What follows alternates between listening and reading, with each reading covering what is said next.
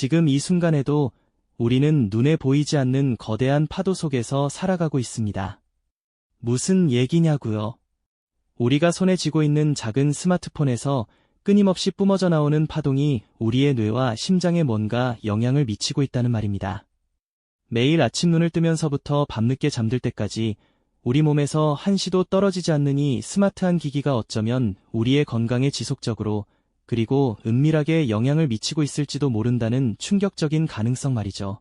오늘 우리는 막연한 불안감에 휩싸이기보다 과학적인 시선으로 이 보이지 않는 파도의 실체를 파헤쳐 보려고 합니다. 가장 가까이 두고 쓰는 스마트폰이 우리에게 미치는 영향이 과연 무엇인지, 그리고 그 진실은 어디에 있는지 함께 탐구해봐야 할 이유가 바로 여기에 있습니다. 이 이야기는 단순히 흥미를 넘어 바로 나의 건강과 직결된 중요한 질문들을 던지게 될 겁니다. 자, 그럼 지금부터 우리 주변에 늘 존재하지만 쉽게 인지하지 못했던 그 보이지 않는 존재, 전자기파의 세계로 함께 떠나볼까요? 우리가 잘 몰랐던 과학 이야기를 계속 알고 싶으시다면 구독을 꾹 눌러주세요. 다음 편에서 더 흥미롭고 놀라운 이야기가 기다리고 있습니다. 전자기파, 아마 자주 들어보셨을 텐데요. 전자파라고도 하고요. 쉽게 말해 에너지의 한 형태로 전기장과 자기장의 진동이 서로를 유도하며 공간을 통해 퍼져나가는 파동을 말합니다. 빛이 바로 전자기파의 일종이라는 것을 생각하면 이해하기 쉬우실 거예요.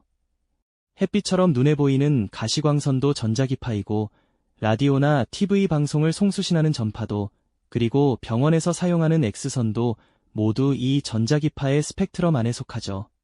우리 주변은 이처럼 다양한 종류의 전자기파로 가득 차 있습니다. 와이파이 공유기에서 나오는 신호, 라디오 주파수, 심지어 우리 몸에서 나오는 미세한 열까지도 모두 전자기파의 일종이라고 볼 수 있습니다. 그렇다면 우리가 매일 사용하는 스마트폰에서 나오는 전자기파는 다른 전자기파와 무엇이 다를까요? 스마트폰 전자기파는 주로 휴대폰 통신과 데이터 전송을 위해 특정 주파수 대역을 사용합니다. 주파수란 1초 동안 파동이 몇 번 진동하는지를 나타내는 것으로, 주파수가 높을수록 파장의 길이는 짧아지고 에너지는 더 강해지는 경향이 있습니다. 스마트폰의 전자기파는 바로 이러한 주파수와 파장의 특성을 이용해 정보를 주고받는 것이죠. 이 에너지는 우리 몸에 닿았을 때 흡수될 수 있는데, 이를 인체 흡수 메커니즘이라고 부릅니다. 마치 햇볕을 쬐면 피부가 따뜻해지듯 전자기파 에너지가 우리 몸의 세포나 조직에 전달되어 미세한 진동이나 열을 발생시킬 수 있다는 의미입니다. 물론 모든 전자기파가 인체에 해로운 것은 아닙니다. 햇빛은 비타민 D를 합성하는 데 도움을 주기도 하고, 라디오파는 통신에 필수적이죠. 하지만 스마트폰처럼 우리 몸에 밀착하여 장시간 사용하는 기기에서 나오는 전자기파는 과연 우리 몸에 어떤 영향을 미칠까요? 특히 두뇌와 같은 민감한 기관에 직접적으로 노출될 때 이 보이지 않는 파동은 우리 몸속에서 어떤 변화를 일으킬 수 있을까요? 이 질문에 대한 답을 찾기 위해 우리는 이제 스마트폰 전자기파가 인체에 미치는 구체적인 영향에 대한 과학적인 탐구를 시작해 보려 합니다. 다음 이야기에서는 전자기파가 우리 몸속에서 일으킬 수 있는 다양한 반응들에 대해 좀 더 자세히 알아보겠습니다. 스마트폰 전자기파가 인체에 미치는 영향은 크게 두 가지 방식으로 나눌 수 있습니다. 첫째는 열작용입니다. 이는 전자기파 에너지가 우리 몸에 흡수되면서 조직의 온도를 높이는 현상을 말하는데요. 마치 가정에서 사용하는 전자레인지가 마이크로파로 음식을 데우는 것과 비슷한 원리라고 생각하시면 이해하기 쉬우실 겁니다. 스마트폰을 귀에 대고 장시간 통화할 때 통화하는 쪽의 귀 주변 온도가 미세하게 상승하는 것을 경험해 본 분들도 계실 겁니다. 이는 바로 스마트폰에서 방출된 전자기파가 귀 주변의 연조직에 흡수되어 국소적인 열을 발생시켰기 때문이라고 볼 수 있습니다. 국제적으로 인체 전자기파 노출 기준을 정할 때 가장 중요하게 고려되는 요소 중 하나가 바로 이 열작용입니다. 인체에 흡수되는 전자기파 에너지의 양을 나타내는 전자파 흡수율, 즉 SAR, Specific Absorption Rate, 기준 역시 이러한 열작용으로 인한 인체 손상을 막기 위해 설정된 것이고요. 하지만 문제는 단순히 조직의 온도를 높이는 열작용에만 국한되지 않습니다. 더 복잡하고 미묘한 방식으로 우리 몸에 영향을 미칠 수 있다는 주장이 바로 비열작용입니다. 비열작용이란 전자기파가 인체 조직의 온도를 올리지 않으면서도 생체 시스템에 변화를 주는 현상을 의미합니다. 온도가 올라가지 않으니 눈에 띄게 감지하기 어렵고 그만큼 더 조심스럽게 접근해야 하는 부분이죠. 마치 나비의 아주 작은 날갯짓이 먼 훗날 태풍을 일으킬 수 있는 것처럼 아주 미세한 에너지 변화가 장기적으로 우리 몸의 복잡한 생체 시스템에 예상치 못한 영향을 줄 수 있다는 가능성입니다. 실제로 세계보건기구, WHO, 산하국제암연구소, IARC는 지난 2011년 휴대전화에서 나오는 전자기파를 인체 발암 가능 물질 2비군으로 분류했습니다. 이는 암을 유발할 가능성을 배제할 수 없다는 의미로 우리가 흔히 접하는 나비나 커피와 같은 등급에 해당하죠. 물론 확실한 발암 물질이라고 단정하기에는 아직 추가적인 연구가 더 필요하다는 신중론도 공존합니다. 하지만 이 분류는 스마트폰 전자기파가 단순히 무해하다고 치부할 수만은 없는 존재임을 분명히 보여주는 중요한 지표가 아닐까요? 구체적으로 전자기파가 우리 몸에 어떤 비열작용을 일으킬 수 있는지에 대한 연구는 지금도 활발히 진행 중입니다. 몇몇 연구에서는 스마트폰 전자기파 노출이 뇌 기능에 미묘한 변화를 초래할 수 있다고 보고하고 있습니다. 예를 들어 뇌의 특정 부위 활동성 변화나 인지 능력 저하, 심지어는 주의력 결핍과 같은 문제와 연관될 수 있다는 가능성이 제기되기도 하죠. 특히 아직 뇌 발달이 완성되지 않은 성장기 어린이와 청소년의 경우 이러한 전자기파 노출이 뇌 발달에 미치는 영향이 더욱 클 수 있다는 우려의 목소리도 높습니다. 또한 수면 패턴의 변화도 중요한 연구 대상입니다. 밤늦게까지 스마트폰을 사용하는 습관이 수면을 방해한다는 것은 이미 널리 알려진 사실입니다. 하지만 단순히 화면에서 나오는 블루라이트 때문만은 아닐 수 있다는 주장도 제기됩니다. 전자기파 자체가 수면 유도 호르몬인 멜라토닌 분비를 억제하거나 뇌의 깊은 수면 단계를 방해하여 전반적인 수면의 질을 떨어뜨릴 수 있다는 것이죠. 잠들기 전 스마트폰을 머리맡에 두는 것이 과연 우리 몸의 자연스러운 생체 리듬에는 어떤 영향을 미칠지 한 번쯤 진지하게 생각해봐야 할 지점입니다. 이처럼 스마트폰 전자기파가 우리 몸, 특히 뇌 기능, 수면 패턴, 그리고 전반적인 생체 리듬에 미치는 영향에 대한 과학적 탐구는 여전히 진행형입니다. 아직 논란의 여지가 있는 부분들도 많지만 이미 밝혀진 연구 결과들은 우리에게 단순한 편리함 뒤에 숨겨진 잠재적인 위험에 대해 경고하고 있는지도 모릅니다. 우리는 이러한 과학적 사실들을 외면하지 않고 객관적인 시선으로 바라보며 현명한 판단을 내릴 필요가 있습니다. 과연 이 보이지 않는 파동이 우리 일상에 어떤 미묘한 변화를 가져오고 있을까요? 이제 우리가 미처 알아채지 못했던 침묵의 증거들을 하나씩 들여다볼까요?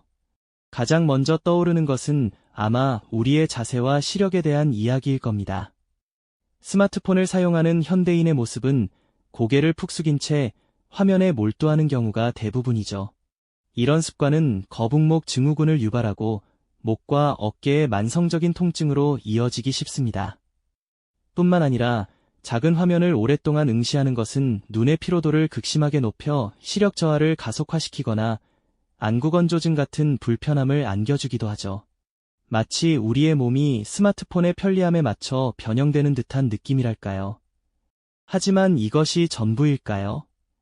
전문가들은 스마트폰의 과도한 사용이 인지 기능에도 영향을 미칠 수 있다고 경고합니다.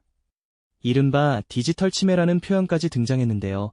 이는 스마트폰에 과도하게 의존하면서 기억력이나 계산 능력, 공간 지각 능력 같은 뇌 기능이 저하되는 현상을 일컫습니다. 정보를 직접 기억하기보다 검색에만 의존하고 타인과의 직접적인 소통보다 메시지에만 익숙해지는 과정에서 우리 뇌가 특정 기능을 덜 사용하게 되는 것이죠. 마치 잘 사용하지 않는 근육이 퇴화하듯 뇌의 특정 영역도 그럴 수 있다는 이야기입니다. 이러한 현상들은 단순히 사용 습관에서 오는 문제로 보일 수도 있습니다. 하지만 우리가 간과할 수 없는 질문이 하나 있습니다. 과연 스마트폰에서 방출되는 전자기파는 이러한 변화들과 전혀 무관한 것일까요? 아직 명확한 인과관계가 모든 면에서 밝혀진 것은 아니지만 일부 연구에서는 전자기파 노출이 뇌 활동에 미묘한 영향을 미칠 수 있다는 가능성을 조심스럽게 제시하고 있습니다. 예를 들어 뇌파의 변화나 수면의 질 저하 같은 부분들이 거론되기도 하죠. 그리고 여기 또 하나의 침묵의 증거가 있습니다. 바로 전자파 과민증이라는 다소 생소할 수도 있는 증상인데요. 이는 특정 사람들에게서 전자기파에 노출될 때 두통, 현기증, 피부 발진, 피로감, 집중력 저하 등 다양한 신체적 불편함을 호소하는 현상을 말합니다. 의학계에서는 아직 이 증상을 객관적인 질병으로 공식 인정하지 않는 경우가 많습니다. 또한 플라시보 효과나 다른 심리적 요인의 가능성도 함께 제기되고 있는 것이 사실이죠. 그럼에도 불구하고 전자파 과민증을 겪는다고 주장하는 사람들의 고통은 결코 가볍지 않습니다. 그들은 일상생활에서 전자기기를 극도로 피해야만 하죠. 와이파이가 없는 곳을 찾아 이사를 하거나 휴대폰 사용을 거의 중단하고 특정 전자기기 근처에는 아예 가지 못하는 등 삶의 공간과 행동에 심각한 제약을 받습니다. 이들의 이야기는 단순히 심리적인 문제로 치부하기에는 너무나도 절박해 보입니다.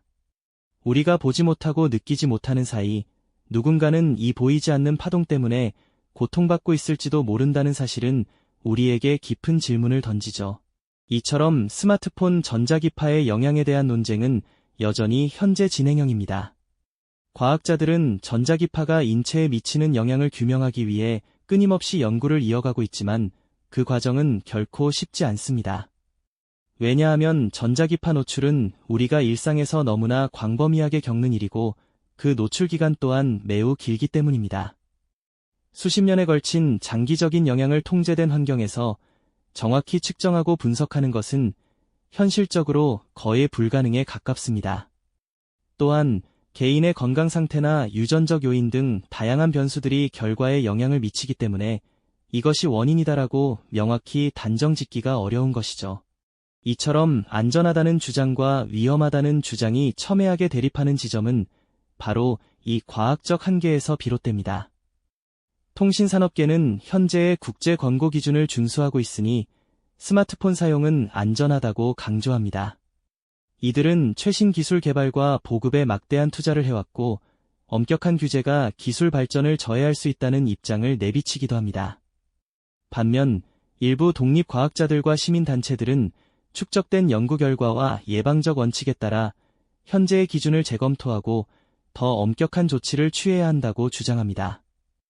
이들은 특히 어린이와 임산부 같은 취약계층에 대한 보호를 더욱 강화해야 한다고 목소리를 높이고 있죠. 마치 법정에서 두 변호사가 같은 증거를 두고도 전혀 다른 해석을 내놓는 상황과 비슷하다고 할까요? 이러한 논쟁은 때로는 정치적인 영역으로까지 확대되기도 합니다. 국회 청문회에서는 통신사 관계자와 과학자, 시민 대표들이 서로 다른 자료를 제시하며 공방을 벌이기도 하고 각국 정부는 자국의 경제적 이익과 국민 건강 사이에서 어떤 균형점을 찾아야 할지 고심합니다.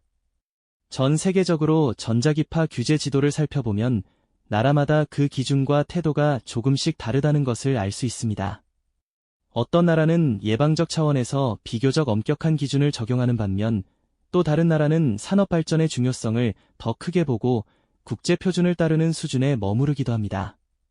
이는 이 문제가 단순히 과학적인 사실의 유무를 넘어 사회적 가치와 정책적 판단이 복합적으로 얽혀 있음을 보여주는 단면이 아닐까요?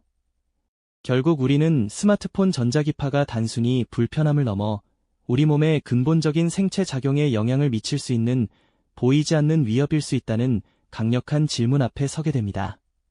명확한 이것이다라는 답을 얻기보다는 수많은 연구와 논쟁 속에서 우리가 혹시 무엇인가를 놓치고 있는 것은 아닌지를 깨닫게 되는 것이죠. 우리는 과연 이 작은 기기의 편리함 뒤에 숨겨진 대가를 충분히 인지하고 있을까요? 이 보이지 않는 파도 속에서 우리는 어떻게 현명하게 항해해야 할까요? 나의 건강은 결국 나 스스로가 지켜야 한다는 책임감을 느끼게 되는 순간입니다.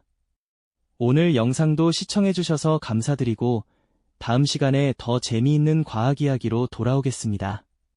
이 영상이 도움이 되셨다면 좋아요와 구독 부탁드립니다.